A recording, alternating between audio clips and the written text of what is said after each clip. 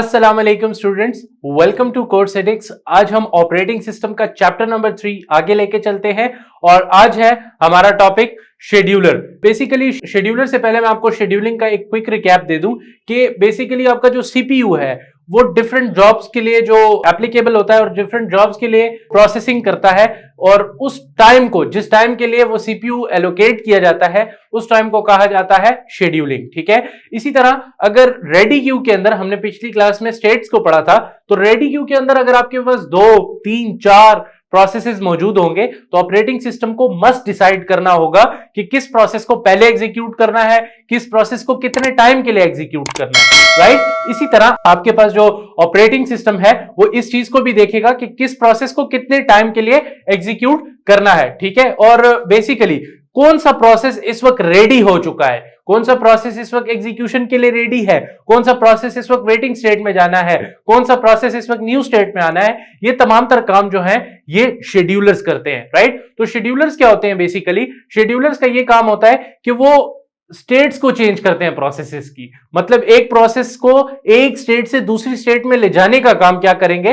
वो आपके शेड्यूलर्स करेंगे। फॉर एग्जांपल, आपने एक जगह से दूसरी जगह ट्रेवल करना है तो आपको कौन लेके जाता है? ड्राइवर लेके जाता है। इसी तरह अगर एक प्रोसेस ने एक जगह से दूसरी जगह जाना है या दूसरी स्टेट में जाना है, एक स्टेट से दूसरी स्टेट में शिफ्ट होना है, तो बेसिकली इसको कौन डील करेगा? शेड्यूलर्स करेंगे। शेड्यूलर दो तरह के होते हैं, long term scheduler and short term schedulers. जो शॉर्ट टर्म शेड्यूलर्स होते हैं बेसिकली वो क्या करते हैं? आपके रेडी क्यू से आपके रनिंग स्टेट के अंदर चीजों को लेके आते हैं, यानी कि आपके प्रोसेसेस को लेके आते हैं। रेडी क्यू से रनिंग में लाना और रनिंग से रेडी क्यू में लाना, ये तमाम तर काम जो है वो आपका शॉर्ट टर्म शेड्यूलर करेगा। लॉन्ग टर्म शेड्यूलर क्या करेगा?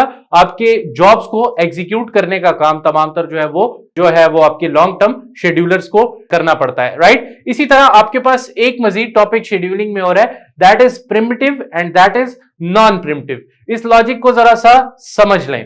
देखिए, जब आपके पास ऐसा ऑपरेटिंग सिस्टम हो जो आपको एक वक्त में एक प्रोसेस की प्रोसेसिंग अलाउ करे, that process is known as non preemptive. यानी कि इस ऑपरेटिंग सिस्टम को हम क्या कहेंगे कि नॉन प्रिमिटिव शेड्यूलिंग को फॉलो कर रहा है। मतलब क्या कि अगर लेट से 3 प्रोसेसेस हैं आपके पास, P1, P2 एंड P3। ठीक है। और P1 जो है उसका जो टाइम है टोटल, उसने जितने टाइम में एग्जीक्यूट होना है वो 10 सेकेंड है, और बीच में 5 सेकंड में उसको किसी इनपुट या आउटपुट डिवाइस की जरूरत पड़ गई है, तो आपका प्रोसेसर जो है वो स्विच नहीं करेगा दूसरे प्रोसेस का। बेसिकली क्या होता है पता है आपको? ऐसा होता है कि अगर एक प्रोसेस है, जैसे हमने पिछली स्टेट्स में पढ़ा था कि अगर P1 है, ठीक है, और उसको प्रोसेसिंग के दौरान किसी एक उसकी जरूरत पड़ गई है इनपुट या आउटपुट डिवाइस की, तो क्या होगा? प्रोसेसर दूसरे प्रोसेस को बुला लेगा और इसको वेटिंग स्टेट में भेजेगा। लेकिन नॉन प्रिमिटिव के केस में क्या होता है? नॉन प्रिमिटिव में क्या होता है? जब तक एक प्रोसेस खत्म नहीं हो जाता, टर्मिनेट नहीं हो जाता, दूसरा प्रोसेस एग्जीक्यूट नहीं होगा। ठीक है। जो कि अगर कहा जाए कि आजकल के दौर में फिजिबल नहीं है और ना इस्तेमाल होता है, तो ठीक है ये बात कि आजकल नॉन प्रिमिटिव जितने भी ऑपरेटिंग सिस्टम्स हैं उनको यूज नहीं किया जाता। आजकल मल्टीटास्किंग का दौर है, आप एक वक्त में मल्टीपल प्रोसेसेस को चलाना चाहते हैं। आजकल आप मोबाइल फोन्स में देख लें तो आप स्क्रीन स्प्लिट करके 2 प्रोसेसेस को चला रहे होते हैं एट अ टाइम। वो आपको ऐसा लग रहा होता है एट अ टाइम होता है, लेकिन एट अ टाइम नहीं होता। उसमें अगर कोई दूसरा प्रोसेस है, उसको किसी इनपुट आउटपुट डिवाइस की जरूरत होती है या उसको किसी चीज के लिए वेट करना पड़ता है, तो उस दौरान आपका प्रोसेसर दूसरे प्रोसेस पे स्विच कर जाता है, जिसकी वजह से क्या होता है? टाइम जाया नहीं होता और आपको क्या इफेक्ट नजर आता है कि एक टाइम पे आप मल्टीपल प्रोसेसिंग कर रहे हैं, मल्टीपल प्रोसेसेस को डील कर रहे हैं एक ही प्रोसेसर के साथ, जो कि काफी ज्यादा फिजिबल है। अगर ऐसा होता कि आपने एक वक्त में एक ही प्रोसेस चलाना है, तो अगर फॉर एग्जांपल मैं आपको कहता हूं आपने MS वर्ड यूज करना है और साथ आपने सॉन्ग सुनने, तो सॉन्ग एक अलग प्रोसेस है, MS वर्ड को चलाना एक अलग प्रोसेस है। तो जब तक आप MS वर्ड को मुकम्मल टर्मिनेट यानी कि क्लोज नहीं करेंगे, आपका म्यूजिक प्लेयर नहीं काम करेगा, जो कि आजकल के दौर में फिजिबल नहीं है।